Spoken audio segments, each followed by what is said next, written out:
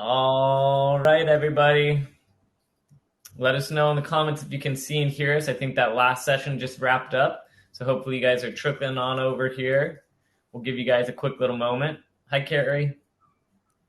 Hey, Loretta. Hi, Kelly. Hi, guys. We got a Nino, Victoria. Yeah, we got Jay on here. Awesome, guys. So cool. Everybody's kind of trickling in here. Hi, Deanna. Hello, everybody. Oh, Nina. Hi. I think that might be the Nina I know. If not, I know her now. Yeah, now you know her. Jen, that was a fantastic presentation. We really enjoyed it. Always full of energy. Everybody loves that. Cool. Well, all right, I'll kick it off. But yeah, we're super excited for this session. This is obviously Jay Shafer here, the one and only, as people say, the godfather of tiny homes, the legend in tiny home space. So we are, super stoked to have him a part of this event. He's a huge influence on the entire tiny house community. Everybody looks up to the work that Jay has done, and we really appreciate everything that he's done for the whole tiny house movement and community. And yeah, we really appreciate that. This session is going to be really cool. This is something that Jay's been working on for a long time, and I think it hits close to home for all of us, but really close to home for Jay. It's specifically about the ICC codes and how there needs to be amendments. There needs to be changes in the ICC codes and whatnot. So with that, I'll let Jay take over. I'm going to disappear. I'll come back for question and answer. So if you guys have questions, fire it off inside the comment section, and we'll get to those at the very end. But without further ado, I'm going to let Jay take it over. Thanks so much, Jay. Thank you. I'm really glad I took you up on the introduction offer because, sounds great. I look great on paper. So I'm Jay Shafer, and I've chosen to sit in front of my tiny house, actually in back of it this time. I've been writing an essay for the past few months, and I posted a short version of it on my website, which is actually jayshafer.wordpress. Wait, no, it's jayshafertinyhouses.wordpress.com. So that's where that is. It's in the words link there. And it's the first article that pops up, DIY housing crisis, a beginner's guide. And what I want to talk about today is the contents of that, plus what I've added since then, and what I shall soon be posting. And it's not just about the IRC, or also known as the International Residential Code, but also housing laws in general. That means zoning and building codes, and how we should be thanking them for the tiny house movement. Because if it weren't for them, I, for one, would probably never have lived or built or designed a tiny house back in 2000 or 1999. Because, there are a lot of reasons why I did that, why I've built a tiny house and why I've lived in them. And I think it's worth mentioning that I never built a tiny house to be tiny so much as I built a tiny house because that's what you get when you design a house to be very efficient, to meet your needs, at least my needs. Apparently they're pretty minimal because when I meet them, my house is pretty small. So that's the real reason one of the many reasons why I designed and built a house in the first place. And the other one pertinent to this discussion is civil disobedience. I think, I don't know if I'd ever actually do it if it weren't for the fact that it was quasi-illegal. And when I discovered that, I just thought, boy, somebody ought to really make a house that'll show that tiny houses can be cool and that these laws are ridiculous. So upon releasing images of my house, first releasing them in 1999, I, at that same time, released some content about these weird laws, the building codes and the zoning laws that try to prohibit tiny houses. And I've been thinking about them ever since. Tiny houses are pretty much, I may be a little high on the spectrum. So I'm told by people who are high on the spectrum. And if so, I would say that my focus, the thing through which I learn and understand everything about the world, is through tiny houses, which is a pretty good spectrum viewing point, because it's you can learn a lot through a house. It's basically, in my view anyway, a every tiny house is a self-portrait of the person who designed and inhabits it. So with that in mind, I'll get into some details now. The tiny house movement, like I said, started, well, the modern version of it started around 1999 or 2000. People started using the term movement a couple of years after that. And by then, several thousand people from around the world had built little houses on wheels and little houses in general. And people started talking about the weirdness around prohibitions internationally, not just this country, but elsewhere too, on living very efficiently. It's really no wonder that the building codes prohibit small houses. I mean, by law, at least U.S. federal law, no local law or, for that matter, state law is supposed to exceed the limits of safeguarding safety, health, morality, and the general welfare of the public. That said, housing laws go way beyond that, as do many other laws. And that's probably because the industry, a lot of different industries actually, materials industries, the building industries, the insurance industry, a lot of folks actually help create those codes who would love to sell more of their product. And yet, those, the statutes that they come up with to do that, those that prohibit smaller houses or houses containing less material, are actually not really what one would call operable as law. And lucky for us, thanks to a lot of us a lot of proponents of the tiny house movement have actually changed a few of the laws. And we pointed out where those laws were inoperable. Things like, the requirement for 120 square foot room in every house, requirement for a minimum size in your kitchen, and then some allowances for, what's called Appendix Q, or the tiny house appendix in the building code now says you can build a fairly small loft for sleeping and allows lower ceilings and whatnot. So we've made some progress, but the problem, in my view, is that we haven't, the problem really is it's evidenced by, for example, the IRC's verbiage around why it abolished the 120 square foot minimum and now uses its 70 square foot minimum as the minimum. It's funny because the 70 square foot minimum isn't based on anything related to safety or health or general welfare either. By the way, general welfare is generally defined as environmental issues, economic issues, and transportation. But those that verbiage that explains why the old law was nixed and why the new one will now stand as the minimum allowable for what the IRC or ICC intends that room to be used as will now be 70. It's funny, it's just so paradoxical because it's saying we dropped this law because it wasn't lawful, it wasn't operable as law, did nothing in terms of safety or anything else like that. But here's another law we're going to go by, which is, well, actually should be dropped for the same reasons. I feel weird sometimes arguing this stuff with normal people because a lot of folks would probably say, well, 70 square feet doesn't seem all that big. But those of us who have lived in tiny houses, and especially those who have designed them, know how difficult it can be to squeeze a 70 square foot room with no less than 7 linear feet in any direction into a little house on wheels and still keep it on the roadworthy, and fitting under bridges when it comes all down to height requirements and all.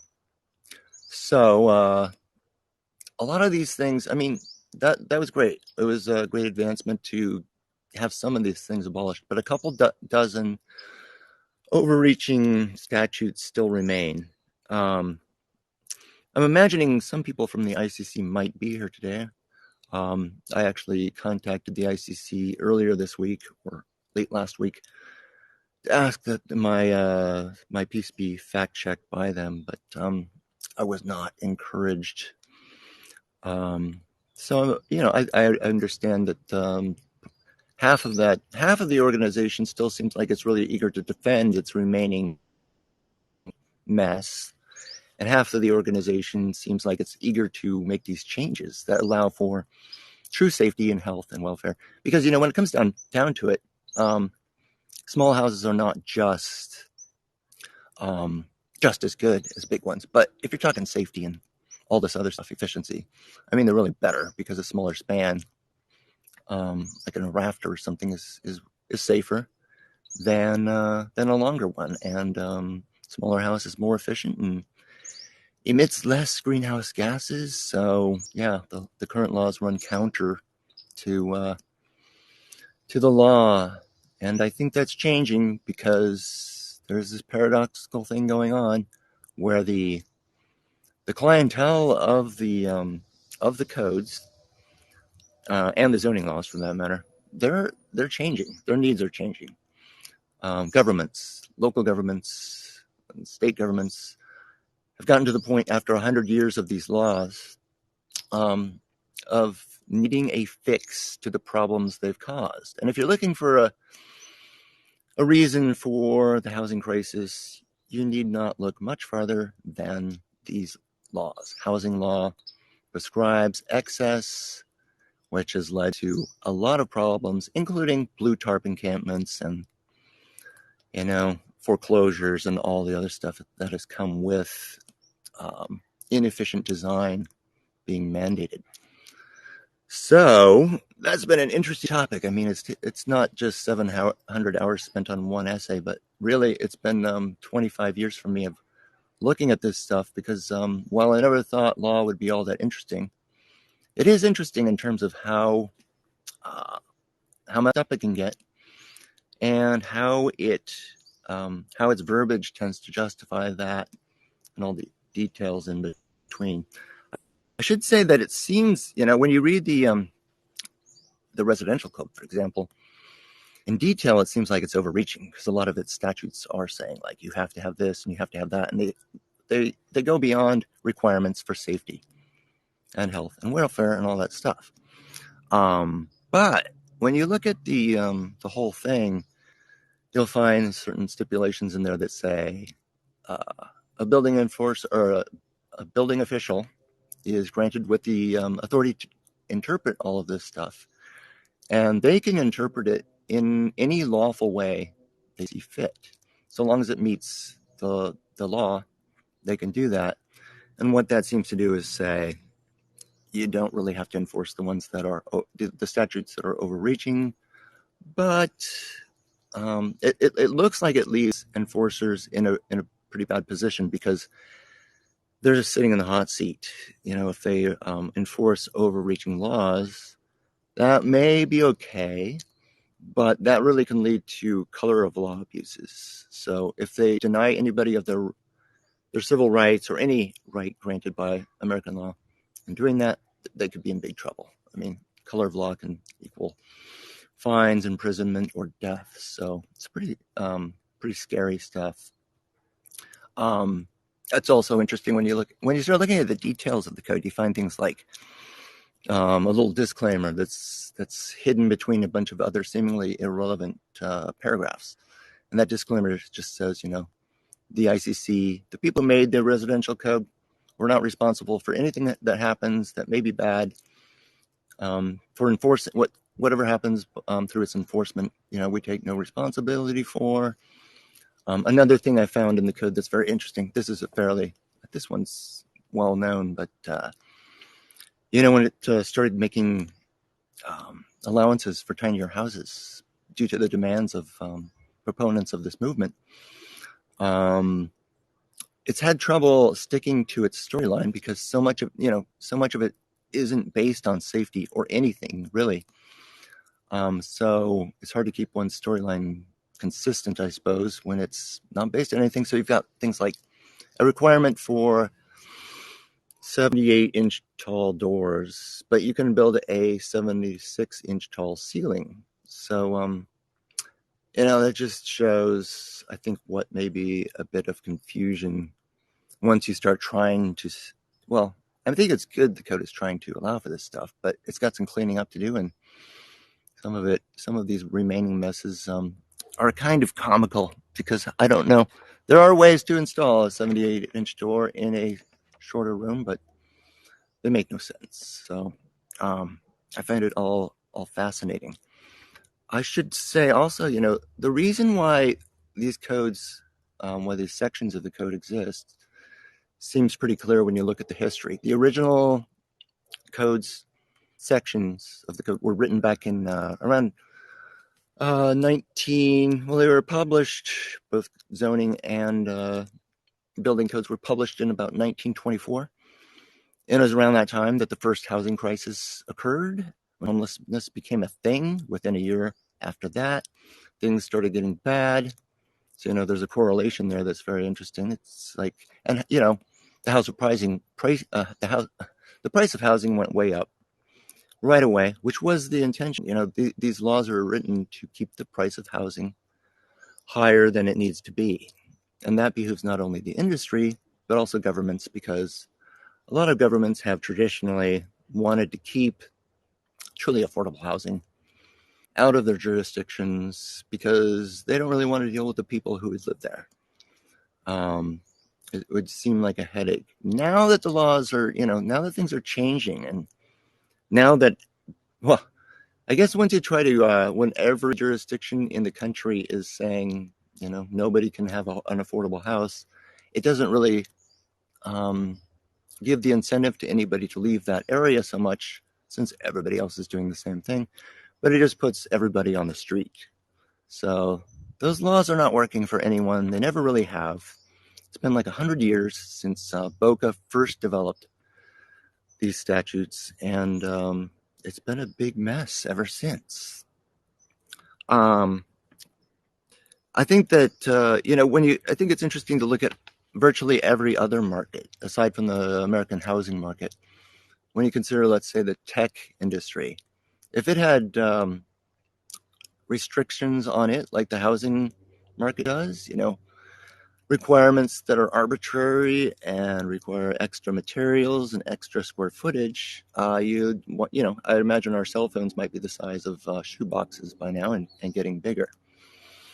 But a free market does, one that's not constrained by very arbitrary laws, does tend to encourage better design, safer, more efficient, more attractive, more affordable, all that stuff. So anybody's fears that that the world's gonna turn into houses the size of coffins or anything like that is mistaken. We in the tiny house world live in somewhat of a world of civil disobedience, in that we found a loophole to this mess. And while some of us tend to live in very small places, we live in places that we choose to live in.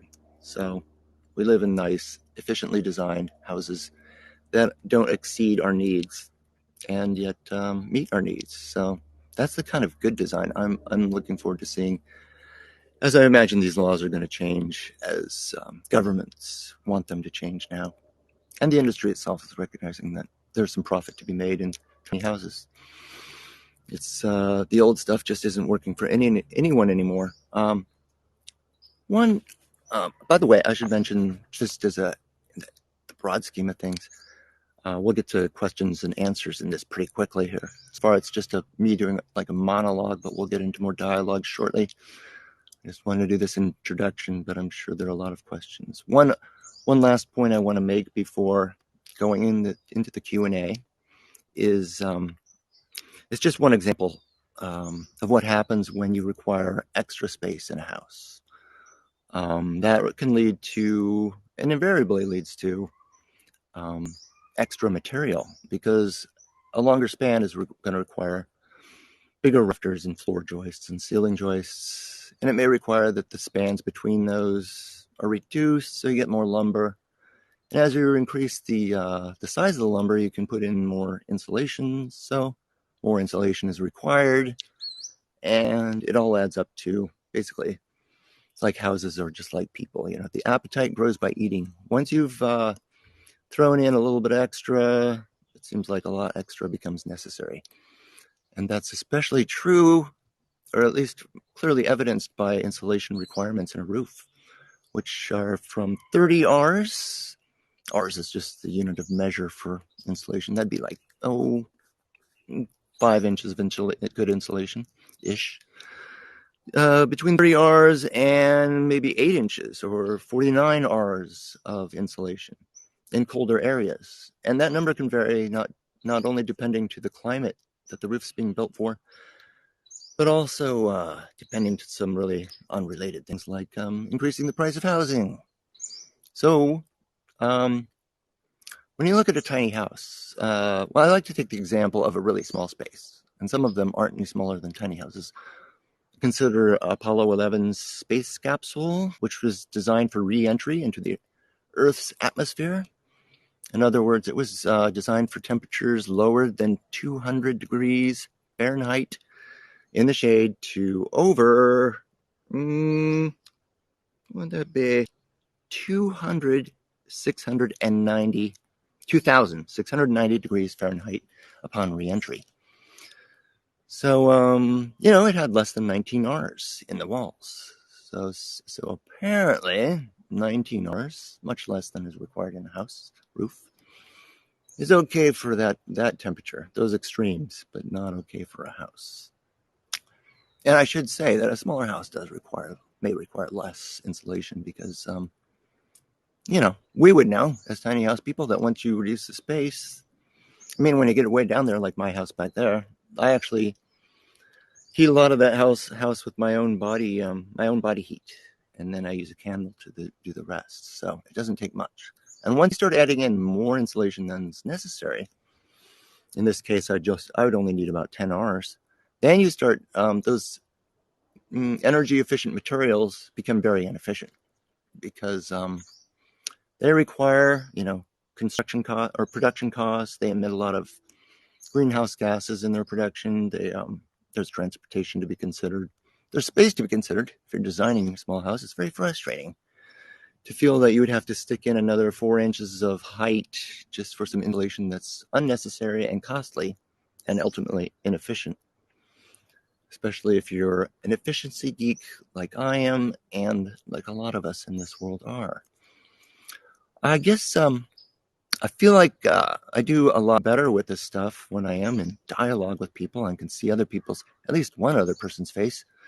So maybe this would be a good time to go into the Q&A section, and there may be other points I can make along the way, but Q&A should bring up a lot of points as well. So with that said, I don't do so well with reading questions and answering them at the same time.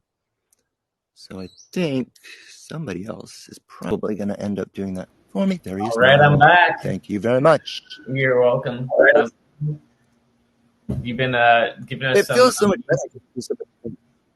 You're feeling good? Feeling good? Yeah, I'm feeling even better. There. I think seeing your face here makes me feel even better because ultimately, regardless of how many people are watching on a screen, I feel like I'm sitting alone in a yard with like neighbors listening to me talk to myself. People just thinking, he's crazy. They think that way. Hey, that's how I feel. No worries. Yeah. But very, very informative. We love how you're kind of on point there. You are on point there with so many of the things that you're talking about, how it seems backward. Seems like they're definitely trying to, make housing expensive for their benefit, not for the people's benefit. Yeah, the current laws are actually backward. They do the opposite of what laws are supposed to do. They prohibit solutions, totally viable solutions that we all know of, which is, if you just reduce the surface area of a house, everything becomes way more efficient automatically. So it's not rocket science, but it'd be nice to get it turned around. Yeah. I was talking with Zach yesterday, and he said that they're requiring 60, like R60 in the ceilings and R45 or R40 in the walls. And so that means that even with spray foam, some people have things against spray foam, some people don't, but even with spray foam, you can't achieve that inside of 2x4 walls. So now if tiny homes were to be built to the IRC code, you literally couldn't build it with 2x4 walls. That just kind of ruins tiny homes for large amount. It's like, and the thing is, the whole reason for doing that is for energy efficiency. to Yeah, right. use less energy to heat or keep a house warm. But the thing is that a standard tiny house uses way less energy than any large home, and so it just straight seems backwards. So Yeah, it's a disincentive for building small because the code actually takes yeah, into consideration size, but not in a good way. It's like, and if you're building smaller, you'll have to do yeah, this much more. It's totally backwards, yeah, and yeah, we know that. And I think that's becoming more clear to them. I think basically everybody knows that by now, especially in a country where the housing crisis is just yeah, so visible now to virtually everyone. yeah, yeah. Seriously. Yeah, 60. I'm glad I haven't published the full essay yet because I need to look to see where, because I've been looking at the 2018 edition. Maybe 22 bumped Okay. it up, and if Yeah, yeah, 22 bumped it up to 60, we'll know they're really evil because that would require 5.8 goes into 60. It would go that many. It'd take that many inches of lumber. yeah, yeah. No, that's crazy. Yeah. So that's super wild, um, and I heard the other day too that at least in the Portland area, they're requiring, I think maybe all of Oregon's requiring that any ducting has to be inside of a conditioned space. So previously you used to be able to run ducting in the attic or inside of the crawl space, and you could insulate the ducting. But Oh, now it has to actually be within a conditioned space. So if you're going to run ducting inside the crawl space, the entire crawl space has to be insulated to the specific insulation codes, and or vice versa. If you're going to do it in the attic, the entire attic has to be conditioned. It's like, oh, and then you have to, Eric. You actually have to heat the entire attic and crawl space, which you never go into, and that's brilliant. I mean, that's a great way to dramatically increase yeah, fuel costs and everything else, I mean, without really adding any benefit. yeah, Yeah, yeah, seriously, it's funny. I think yeah, everybody on the International Code Council and every government that utilizes its prescriptions should be forced to design a tiny house and maybe live in one for a week and see how that goes. I think they've learned that it's actually very good, but very difficult to design too, if yeah. you're involving a lot of inordinate inefficiencies. Seriously, yeah. Yeah, Kelly has a question here. She says, "Is there a method to request an exemption?" Yeah. Yes.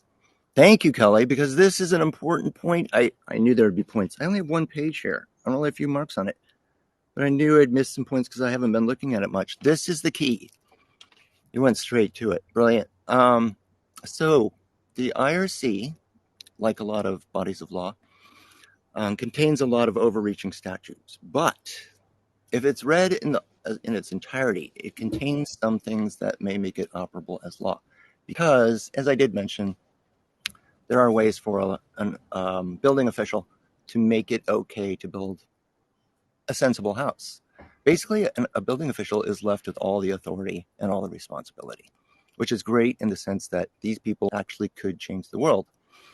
And a lot of them don't realize what a position they're in terms of risk, because all the liability really falls in their lap if their the codes they're enforcing cause injury. So this is the section they should look at. Section 104.10. 104.10. There are just a few administrative codes, and it's hard to read them because they're very verbose. I mean, the more they're trying to hide, the more verbose and the more wordy, the bigger words get used. But if you look at this section 104.10, it says if a provision is impractical, if it presents some impractical circumstances, a building official can do something, can basically disregard it. And as long as that's not exceeding the purpose of the law, which matches the stated purpose of codes, which is safety, health, and all that stuff, they're good to go. So yes, the building officials in this country, every local building department can can turn this around. And the code remains lawful, perhaps because it does allow for for officials to not follow all of its unlawful prescriptions. Yeah. So that's a great question. And the code right after that, the section right after that, Section 104.11 is similar in that it allows for officials to amend the codes in terms of efficiency and habitability. Well, efficiency and all the things that are legal. Yeah, yeah. So there are just a couple in there that these little loopholes. These are the other loopholes. Putting a house on wheels is one thing, but then within the law itself, there are these other things. Yeah, absolutely, man. And I like how you kind of attack the situation. You don't attack it as like the codes are all bad and we just need to get rid of codes and just, build like it's the wild, wild west. But you view it as like the codes, they actually have a lot of safety and like health and so many benefits. Like the purpose of the codes is very good for the people, but the actual practice of how they get to their safety and how they get to their health factors and all of that is, and energy efficiency and so on, is oftentimes just misguided and misled. And they're not intentionally trying to do something mean or bad and hurt the people, but they just don't see that some of their codes that the higher ups put into place are actually kind of not very good for the people. Yeah, I'm glad you hear it that way. I'm glad you heard me that way because whenever I'm writing about this stuff or speaking of it, I have to go back. I'd like to go back and edit it myself because I can get into damn codes. They've ruined the world. They've made my life much more difficult and that of all Americans. But ultimately, what I think happened was they inherited a lot of codes that were created 100 years ago. They shouldn't have taken those on. But now, not everybody on the Code Council is evil, and for that matter, a lot of tiny house proponents are in there too.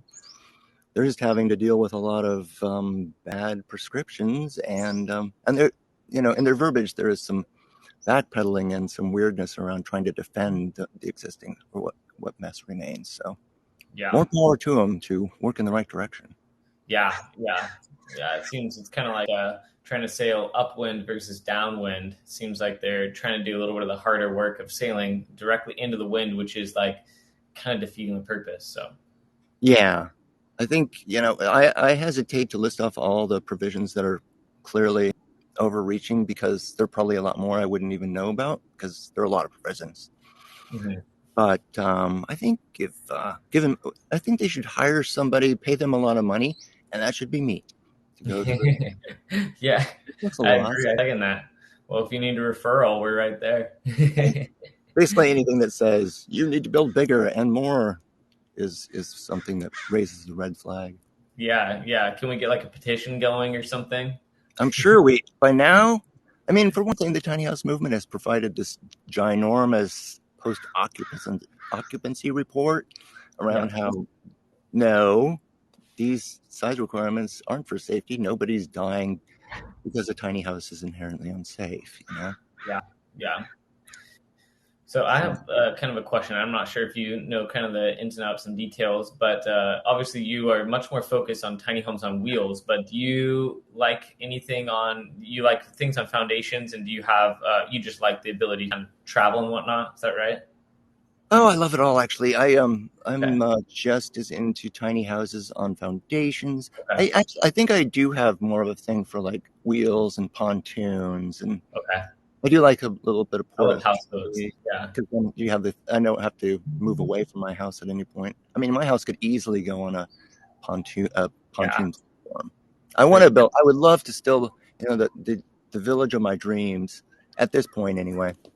It looks the same on land as it would in water, but it would be on a barge, ideally, just to prove a point. It's like, that'd be really cool. Live on land, we'll live out here in the bay. Yeah, that'd be awesome.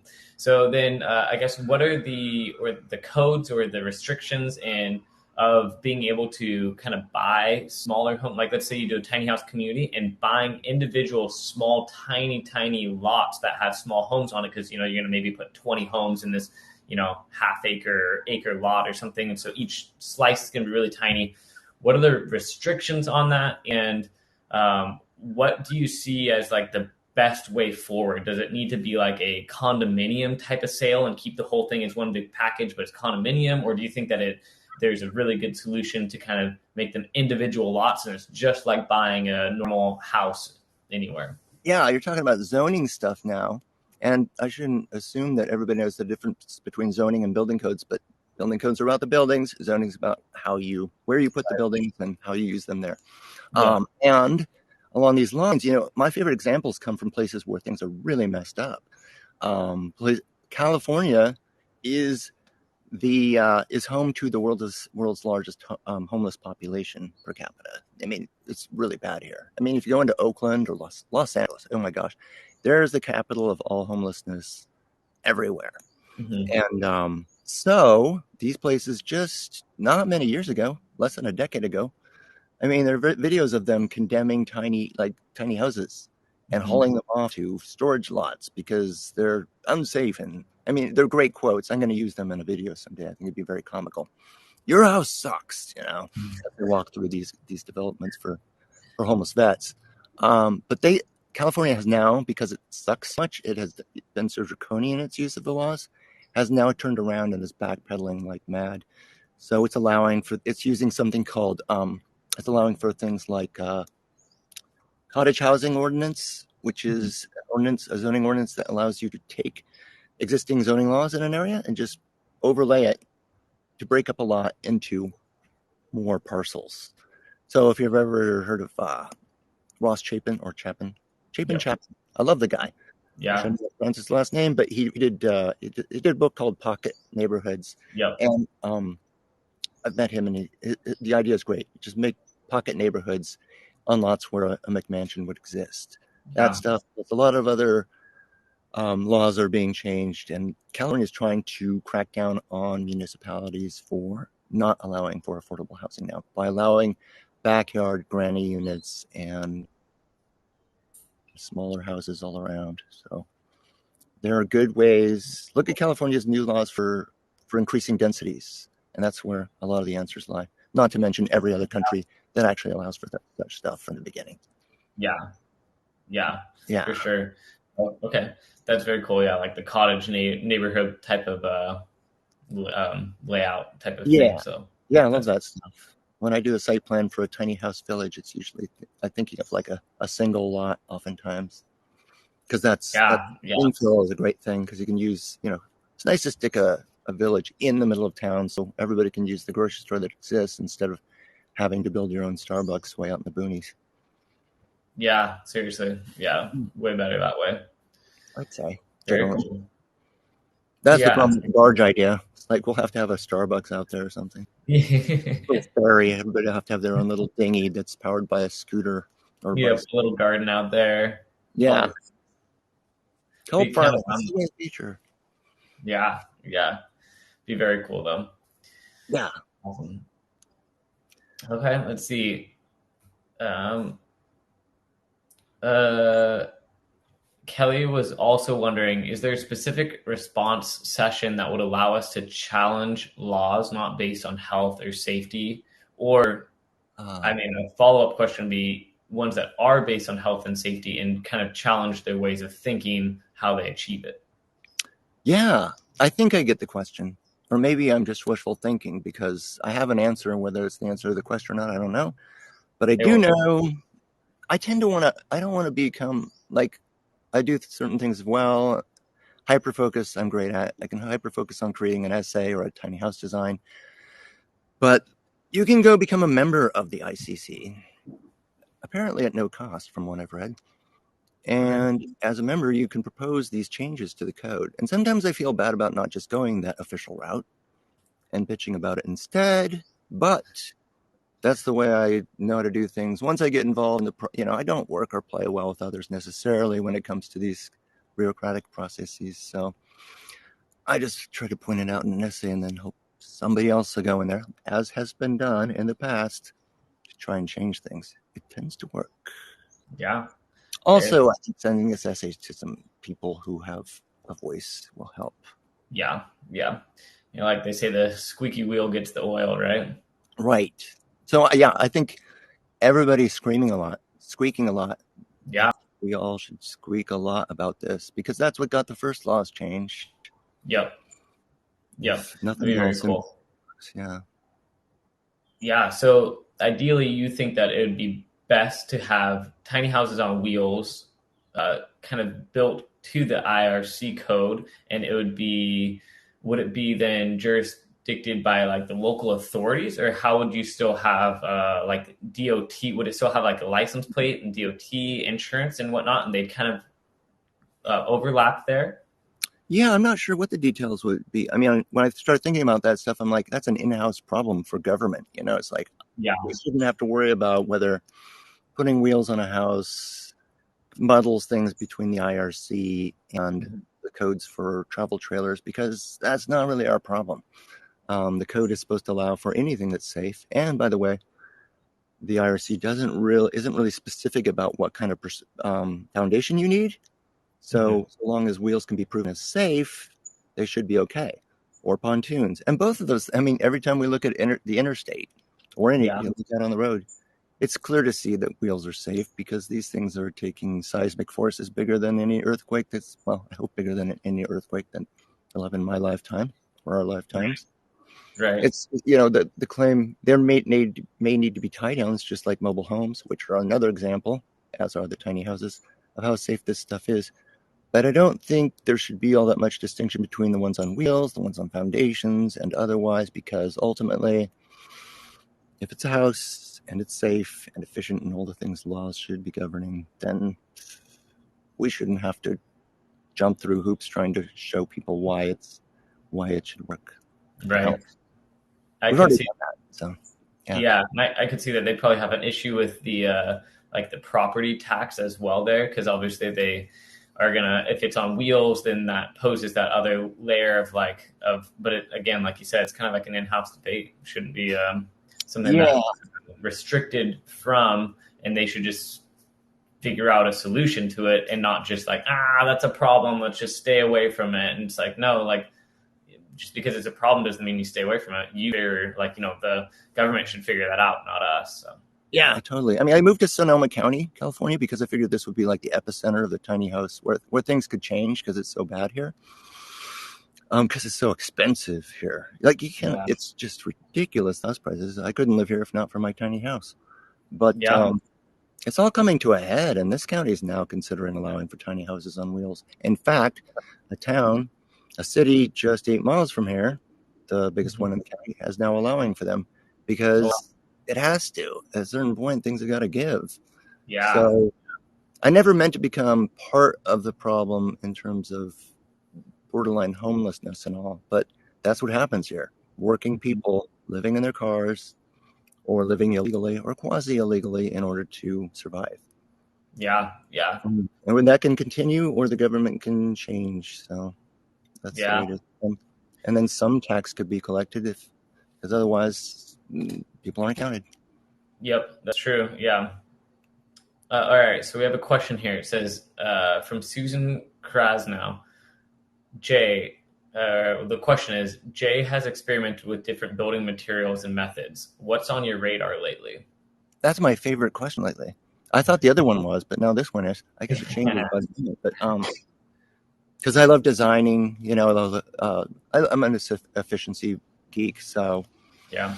I love looking at what's supposed to be an efficient wall and seeing that it's like 12 inches thick, and then going like, Mhm. that is such BS because I know that more is not necessarily more efficient. Generally, it's not after a Yeah. certain point.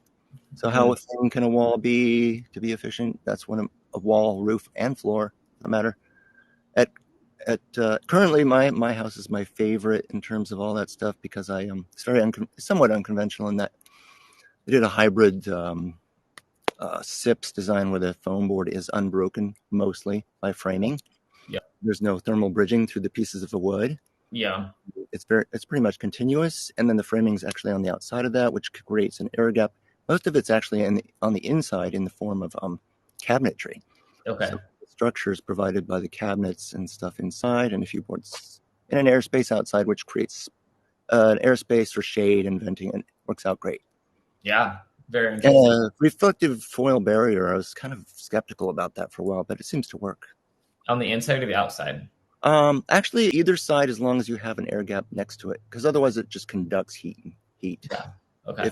If there's a gap, then it can reflect and do Okay. that.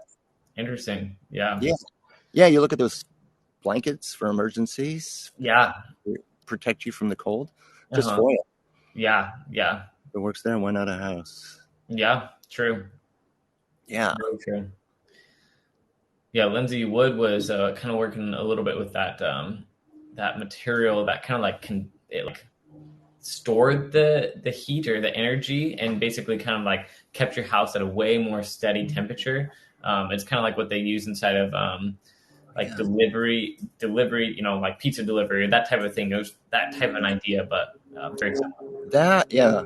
Yeah, she alerted me to that, and I still haven't figured out how it works, so I'm not committed to it yet. But that's where to look. And if it works for retail Yeah. refrigeration systems, then it Yeah. works. Apparently. Yep. I think it might be a little expensive, but hopefully eventually it'll come down in price and be more reasonable. I don't actually know that for certain, but I think so. Yeah, I just like 2 weeks ago ran across some. I thought the best insulation you could get was polyiso, which is R5.8 per inch. Okay. And this uh, aerogels. They Yeah. can provide like way more than that, but it's way too expensive to use in a house. Okay. That's the Interesting. point. So they can be, if they can be scaled, that would be great. Yeah. Then we have really thin walls and more space inside. Yeah. Zach was telling me yesterday about you have a graph or kind of like a sheet, a page that shows like the diminishing returns of like, hey, once you get to X amount of insulation, after that, it doesn't necessarily do as much more benefit as the actual energy to create that insulation is, or something along those lines. Exactly.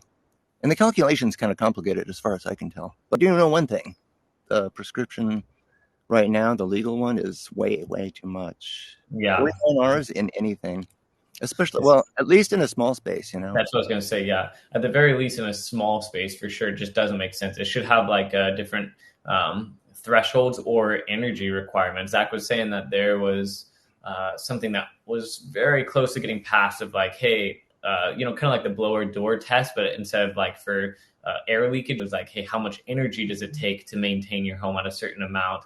And that would be incredible for tiny homes. But can you imagine? It's like we could get away with murder. I could like, so, no insulation? What?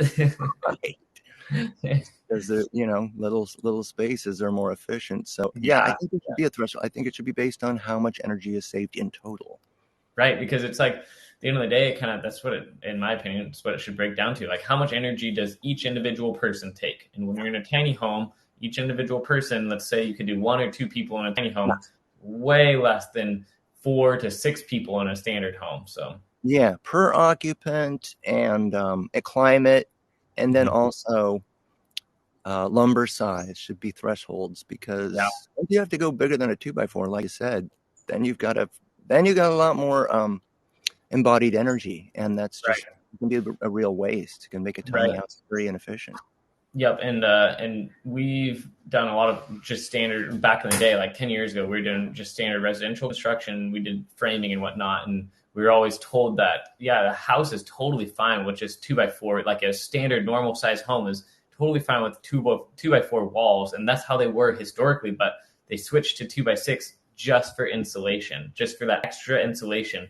And like you're saying, that just like, kills the forest. You all of a sudden have to have that much bigger of trees, everything. It's so much more. Oh gosh. See, I heard that was coming, but I didn't know it had come already, because my county was going to adopt requirements for just enough more insulation to bump up the cost of lumber and increase the cost of housing.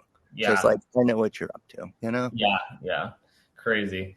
Yeah, I mean, just all kind of downhill. And then you have to start doing things like we have a family friend who built a really cool home. It's a passive home, which is amazing for energy consumption and whatnot. But they had to do the double the double wall. So they had the thermal. They didn't have the thermal break. They didn't have the thermal bridging with just one stud, and they didn't have to do like a 2x12 stud, but they did 2 different 2x6 walls, one on the inside with a little air gap in between and whatnot. And that was obviously so much more material, but it allowed the home to be 100% passive, which is really cool, but it takes so much more to build that home. So it's kind of that trade-off.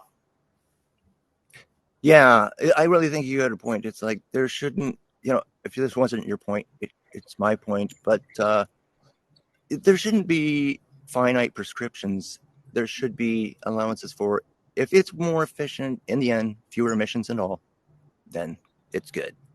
Because once you Yep. start putting those finite prescriptions or requirements in there, prohibitions, this house behind me, I have 2x2s in the roof rafters, and then 2 inches of polyiso actually sits on top of that. And Okay. I don't know, code would allow for that under these caveats that are located in there, but I don't even know that many building officials who know about these caveats or how to use them with such freedom or what danger the code puts them in. Because Yeah. I think it's all up to the housing of the building officials now because they've got a lot of Yeah. authority. Yep. And I think there's also probably a lot of maybe not fear, but a lot of kind of concern on their end, thinking that they're going to lose their job, kind of giving leeway. Let's say somebody does, have a home that kind of fits the codes and whatnot, and it ends up hurting somebody. And that happens in some building officials, jurisdiction, like they could get in a lot of trouble, even though it has nothing to do with their problem or even the way the home was built necessarily. It's just like, it's kind of just could happen. So Yeah, well, the cruel irony is that not being lenient and enforcing overreaching laws, I believe that's true. Most enforcers believe as long as they stick to the prescriptions, they're good to go. But that's where the danger is. Not allowing for people, disallowing rights is actually would be the dangerous position to be in. Right, yeah, but it's a lot harder for them to lose their job over that opposed to the other way, and so that's kind of, I think they're at the end of the day, that's kind of what they're worried about or looking Yeah, out for. the problem is the local, like whoever is their direct superior and their direct superior after that. Like locally, they want to keep the tax base high, so Yeah, enforce the most stupid codes and they'll be good to go. yeah, drive the prices up, and everybody who's making money off it's happy. Exactly. And those Yeah, people fewer and fewer by the day. yeah, seems to be so. Yeah. The answer to making money these days is to actually allow for common sense, I believe. I agree. I think logic and common sense are it's becoming harder and harder to come by. So Totally. I agree. Not yeah. common. So what do you what are you working on right now? What projects do you have going on? What plans are you designing, or are you mostly working on the ICC amendments that are needed? I'm totally monomaniacal. Like once I start going on something, that's all I focus on more or less for a Okay. long time. So it's mostly that right now. But um, intervening was I helped a friend build a house even smaller than mine. It was a camper on the back of her truck, and that Okay. allowed me to get even more efficient in terms of design and weight and all that stuff. And so that was fun. I love a challenge like that. That's why I do this stuff. It's like I have been asked to do larger houses on at certain points, and it's like that's just too easy. Yeah. Like stick a room here, stick a room there, and Yeah, go. for sure, for sure. Yeah, no, there's a. I think you nailed it right there. It definitely is so much easier to do like a large home. It's easier to oftentimes build them just because it's just kind of like just stick it all together, and there's plenty of space for this, that, and the other, and you don't have to be like, oh man, I misbuilt this by half an inch. Now this won't fit, and I've got to finagle it around. But that's what makes it a kind of a Oh challenge. yeah, tell me about it. Every time I'm doing a design, it comes down to like this 1/16 of an inch that I just can't figure out. And you know why? It's because that code requires this 1/16 Yeah. inch. And Yeah, for sure, for sure. curse Yeah. there. I spit my last day. Yeah. Yeah. So your current tiny home behind you, it's does it have a loft up there? There's a window up there. It looks like there's a loft. Is that Yeah. super cool? I have never slept up there myself. I built it for my two little boys to sleep up Okay. there. And Yep. Okay. they've each slept up there, though not two at one time. My two house guests they were here for 2 weeks from Indiana. They Okay. two adults slept up there, but Okay. Steve, the taller of the two, only lasted for one of those weeks because the tent was just more comfortable in the end. Yeah. Okay. For sure. It was For warm sure. enough, and he was 6'4". Hey. Like Yeah. that. Sometimes when you're They have challenges and things that I've never faced, so I can't blame Yeah. them if they. I mean, I always think like, man, they probably just literally always have their feet dangling off the bed. That's no fun. Yeah. I don't. Tall people have a lot of advantages. They get more jobs statistically, blah, blah, blah. Yeah, But when it comes to tiny houses, yeah, Bryce from New Zealand, he has his yep. own podcast, and he's a very tall man. Okay, And when he visits these tiny houses, he makes the houses look even smaller. I know that yeah, because he did in mine, and he had to duck to get inside. yep. That's also like Nick from California Tiny House. I'm not sure if you know them, but they're like really close to y'all. Um, I think he's 6'6". He's huge too. So it's like he walks in a tiny home, and whenever they do a tour, it's like, That is a challenge. yeah, for sure. So then you have there's the upstairs loft, and then you have a little kitchen in there, and then you have a fold out bed, or how does that work inside your tiny home? Well, it's very minimal because it's only on the exterior. It's 80 inches by 100 inches, a little more than that to account for the siding. Okay. But that just all I wanted to stick in there was a bed, a desk, and storage. Okay. And then there's another bed upstairs. So it's essentially a bedroom, um, literally. And then Yeah. that little lean-to you see on the back with a green towel hanging on it, it's Yeah. only like 24 inches deep by 6 feet wide. Okay. That contains both my workshop for like a chop saw and all that, and my kitchen, believe it or not, Okay. which is not great because then you get sawdust in the kitchen Yeah. area. But you work with what you've got, and Yep. in That's this right. case, it's very compact, but it's really not that convenient to have all that sawdust in the kitchen. Yep, and it definitely looks like you obviously use the outdoors a ton, and which is a benefit of not being in a rainy place like Oregon. Can just cook outside or do whatever it is outside, take a call outside like this. So Yeah, yeah, California is good for that. Though I did build my first tiny house in Iowa, and okay. I was mostly an outdoorsy kind of person at the time, but I Hmm. became more of an indoorsy person because it turned out I enjoyed spending more time in my tiny house than I thought I would. Okay. Okay. Yeah, Yeah, that's awesome. yeah. Very good. I mean, you only take up this much square feet at a time, so as Yeah, long as I it's got true. this much right Yeah, now, I'm happy. this is about all the space I take up. So Yep. good, good. Well, looks like we're starting to come to the close of our time here, which is Oh, crazy. yeah. It went fast, but do you have any kind of final thoughts or things that you'd love to leave with the community? Something that you'd love to see happen? Something that you'd love to encourage or inspire people, or anything along those lines? Oh my, I'm sure there are a ton of things I could think of, but there are probably too many to name one. I will say that you have done a great job of interviewing. I don't know if you have the questions in front of you that you're coming up with, or you're just coming up with them off the top of your head, but thanks for that because it Yeah. makes things a lot easier for everyone. And yeah, I think we're going to do is there a conversation coming up after this?